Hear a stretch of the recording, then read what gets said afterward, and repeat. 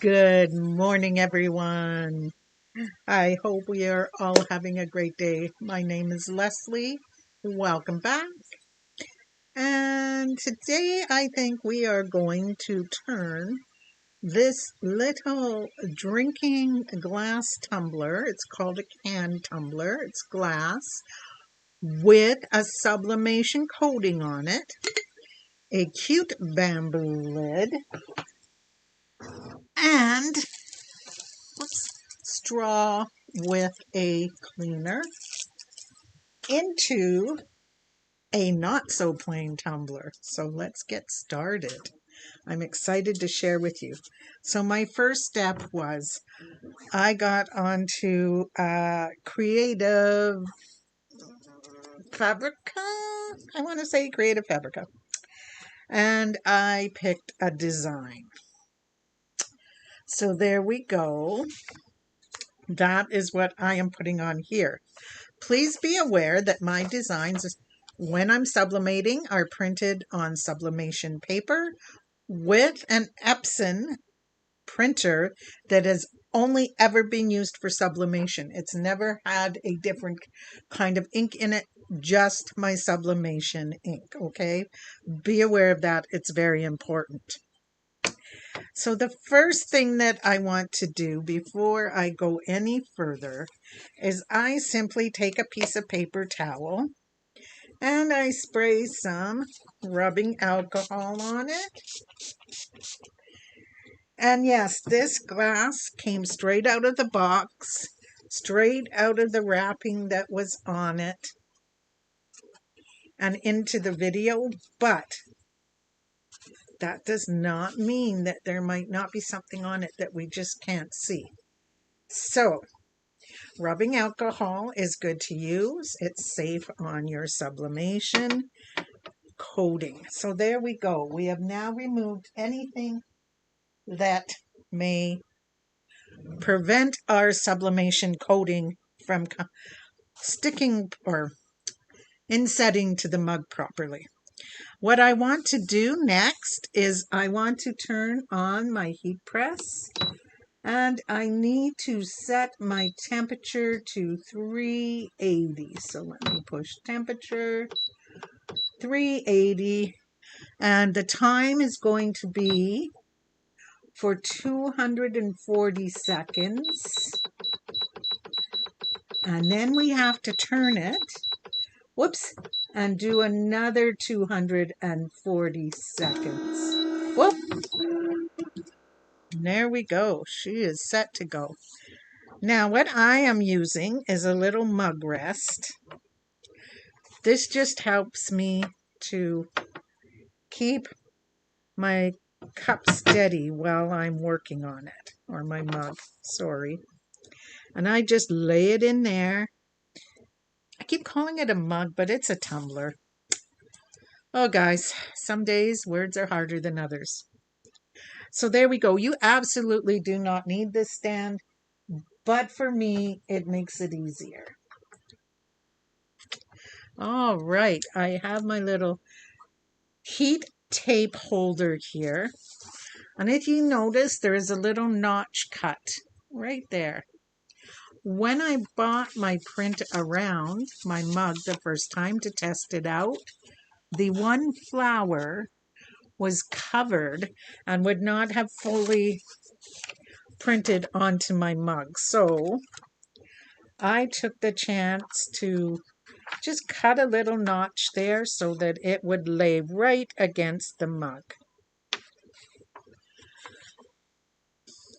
There I go, calling it a mug again, but you guys are smart. You know what I mean. I'm going to get rid of that. It's sticking too hard to the glass. So what I am going to do is just lay this here. Please make sure that when you're doing sublimation, if you're a first-time project attempter, a first-time crafter of sublimation, please be sure that it is not where your lips are going to be. Sublimation is not food or drink safe. So that's something you want to be aware of. And when doing sublimation, You also want to be aware that you want to squeeze that as tight as you can, okay? Making it nice and tight is very, very important. So I always tape my first seam, and then I turn and make sure that I once again have it nice and tight. And it shifted a little on me. So what I am going to do is simply remove this piece of heat tape and give it a quick realign.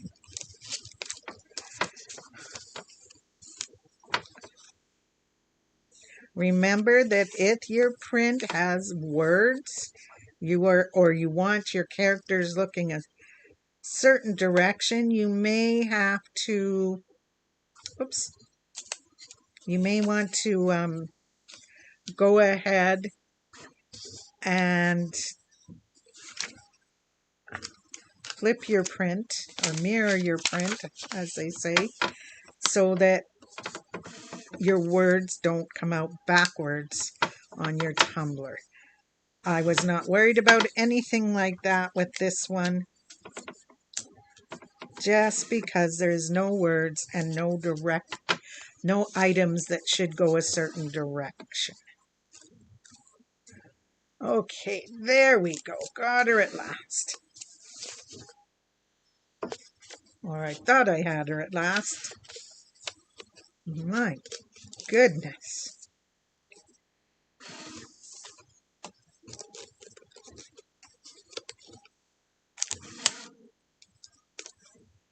Use as much heat tape as you need to keep us on a steady, tight closer, okay? Only because you want to have that heat tape hold the paper right tight to whatever item you're sublimating, whether it be a can tumbler like this one, a normal tumbler like a metal tumbler that you want to sublimate, anything like that. You want to be sure that your paper is as tight as it can be. And that avoids any ghosting issues. Okay?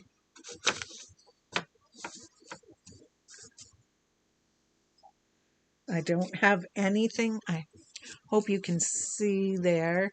There is no print really close to the bottom, and the top is here, but the print ends about, the highest point of the print is there, and the top is there. So I have no concerns. I just need a couple of more pieces of tape right here, just to hold it. Everything is nice and tight. So now we can move this out of the way. And what I used, I'm going to set it to protect my tumbler press from any blowout, because the ink can give a little bit of a blowout effect, is I like to put it into a protective wrap. I like this long one because I am able to take it and have a spot for my hands to slide it in and out, because it does get hot.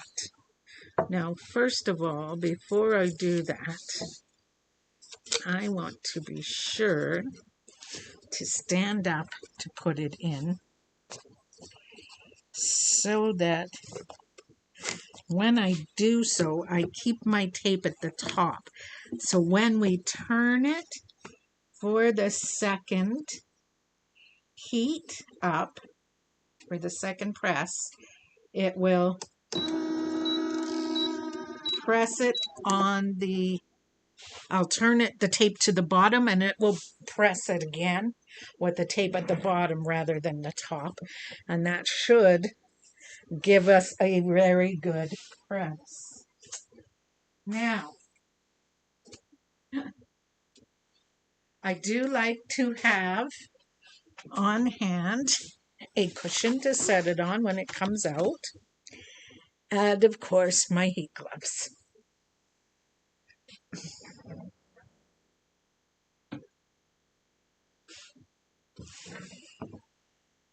You want to be sure to have a window open or a air purifier running, because this does give off an odor and eventually you will see like a steam rising from it. The sublimation ink stinks. I'm just being honest. So make sure you have some kind of ventilation. I have my window open and I have a fan drawing out the smell. The other sound you hear is I am 3D printing. I need a sign that says no soliciting. I have never had so many salespeople at my door. Holy moly. It just feels like they're always there. Coming, coming, coming, coming, coming, coming, coming, coming. That's all I'm saying these days. So we are putting up a no soliciting sign. All right, we are down to 134. So we shall pause you and be back closer to when it's done. Okay, guys, the lid just opened, or the press just opened. I keep saying the lid, but it's not a lid. And we are going to slide this out just like so. And I'm going to turn it. You know what, guys? I think it might be done. It looks very much done to me.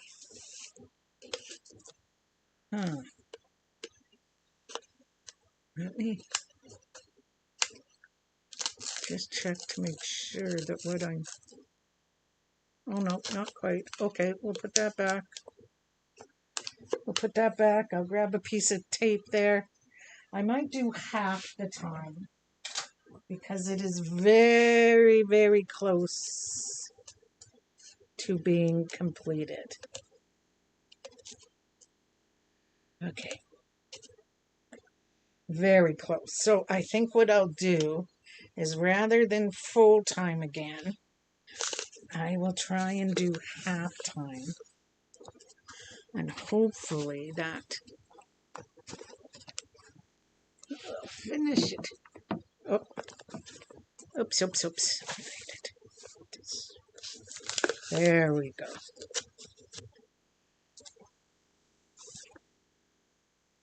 Basically, all I'm doing is making sure the tape is at the bottom, grabbing it, sliding it back in, double checking because it did give a little kerplunk there.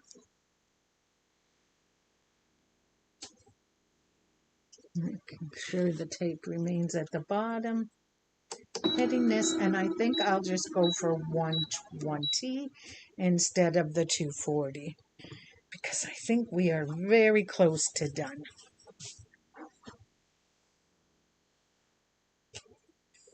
Now, if you wanted and you have the ability, you could also laser with a laser engraver something on here, or you could put a cute little something with your Cricut. Words are hard today, guys. I was up extra early again this morning, and it's catching up with me, I think.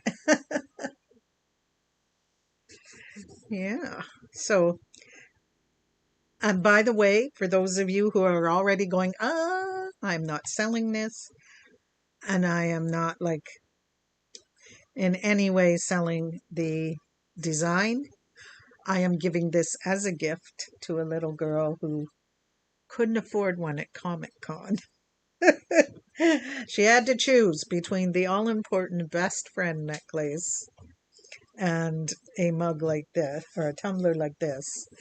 And it was heartbreaking to watch her indecision. So thankfully, she is a friend of my granddaughter's, and so this will get passed along to her.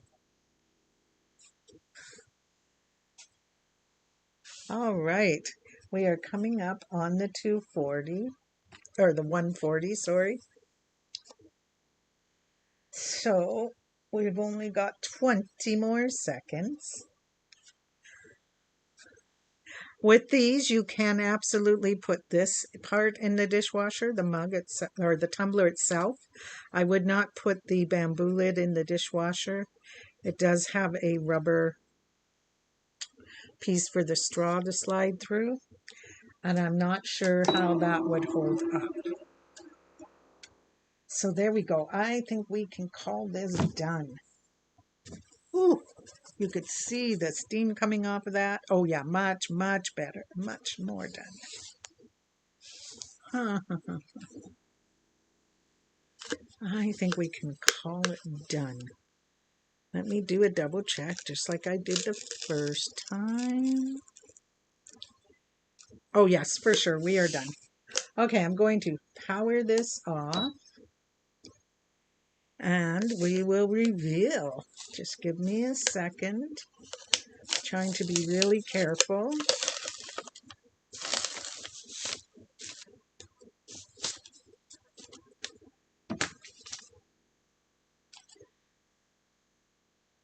I do have a piece of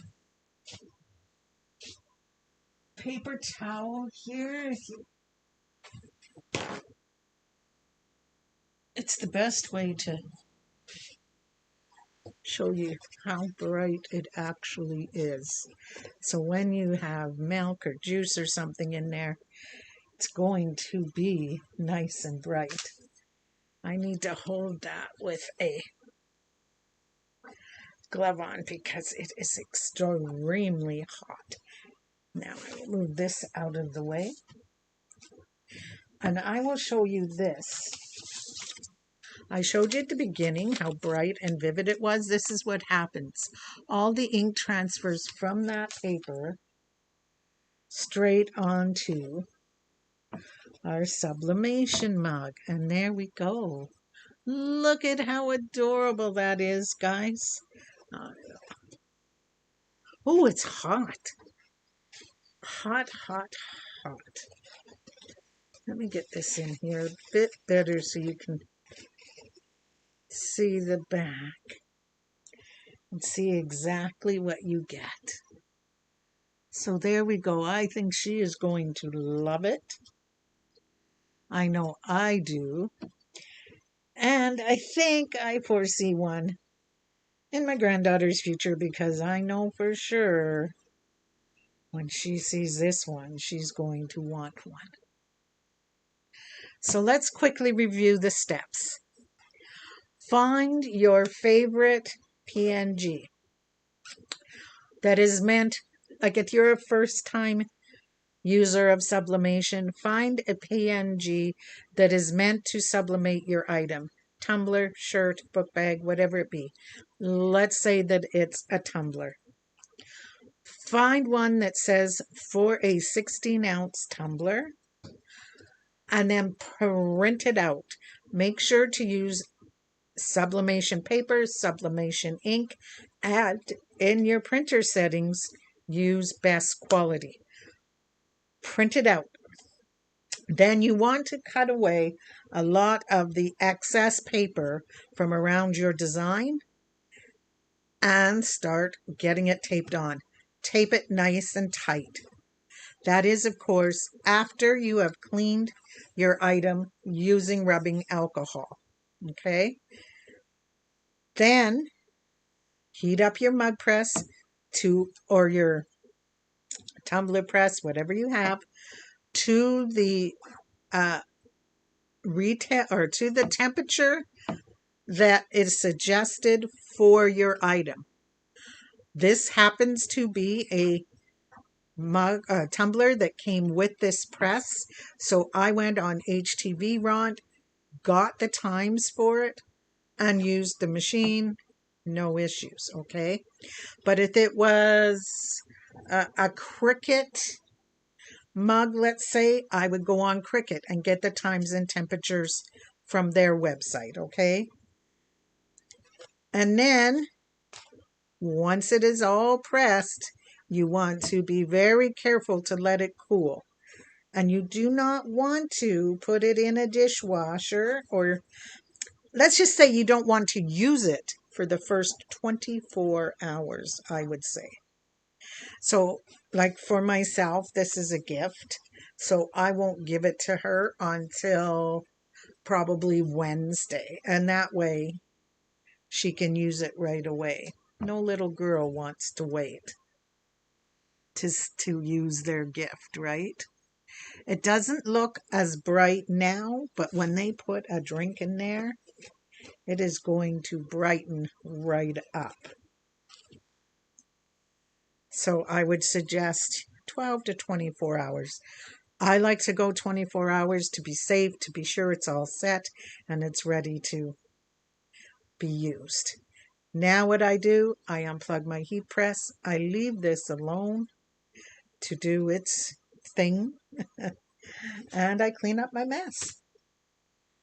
If you have any questions, comments, and or concerns, please feel free to message me and I will get back to you as soon as possible.